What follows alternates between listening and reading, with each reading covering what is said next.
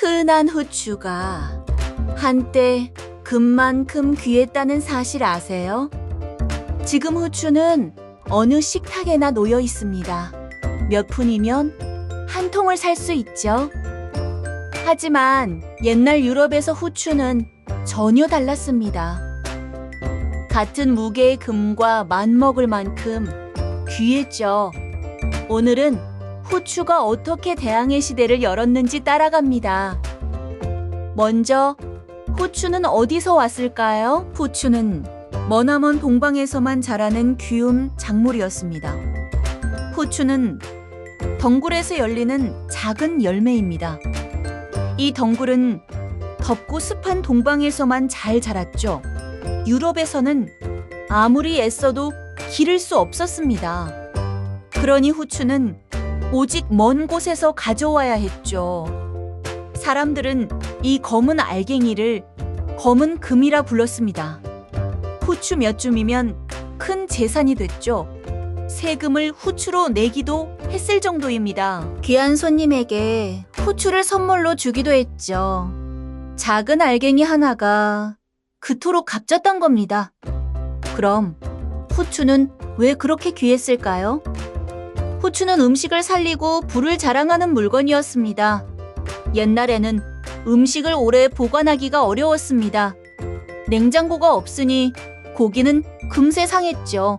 후추는 그런 음식의 맛을 살려주었습니다. 상한 냄새를 덮고 입맛을 돋워준 거죠. 또한 후추는 부와 지위의 상징이었습니다. 손님상에 후추를 듬뿍 내면 부를 뽐낼 수 있었죠. 귀족들은 후추를 많이 쓰는 걸 자랑으로 여겼습니다. 맛도 좋고 신분도 드러내니 모두가 원했죠. 그래서 후추를 향한 욕망은 끝이 없었습니다. 그럼 이 후추는 어떻게 유럽에 왔을까요?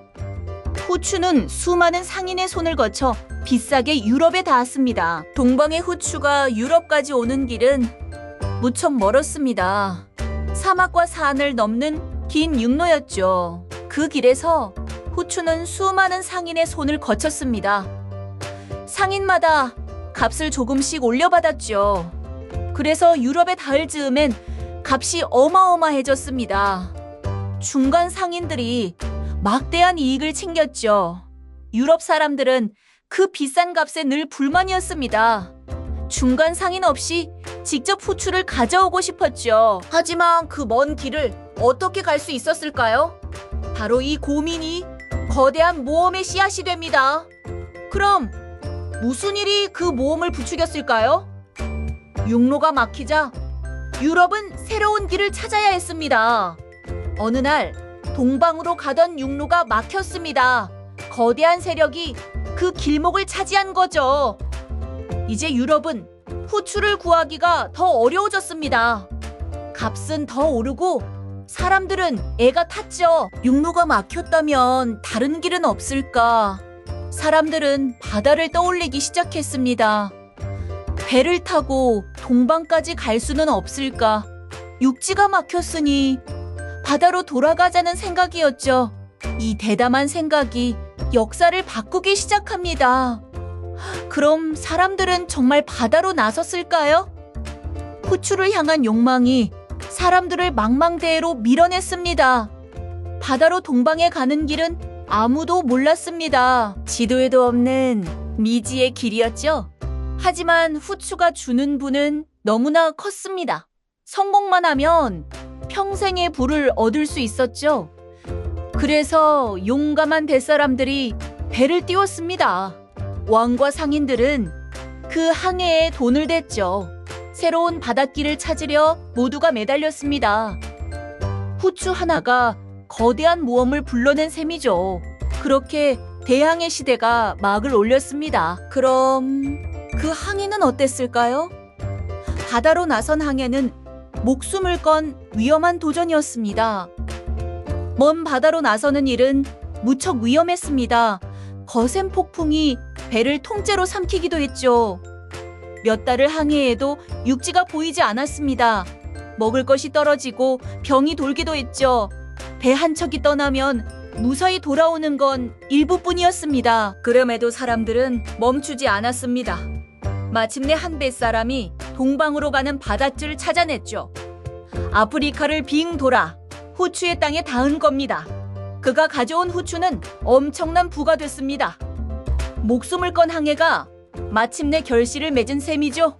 그럼 이 항해는 세상을 어떻게 바꿨을까요?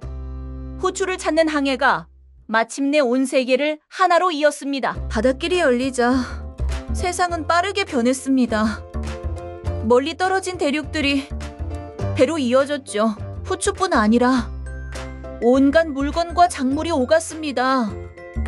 서로 몰랐던 세계가 처음 만난 거죠. 하지만 그 만남에는 어두운 그늘도 있었습니다. 힘센 나라들이 다른 땅을 빼앗기 시작했죠. 향신료를 차지하려 수많은 사람이 짓밟혔습니다. 작은 후추 한 알이 빛과 그늘을 함께 가져온 셈이죠. 세계가 이어진 만큼 아픔도 함께 퍼진 겁니다. 그럼 이 작은 알갱이는 우리에게 무엇을 남길까요? 식탁 위 후추 한 알에는 세계를 바꾼 역사가 담겨 있습니다. 지금 우리에게 후추는 너무나 흔합니다. 몇 푼이면 사서 아무렇게나 뿌리죠.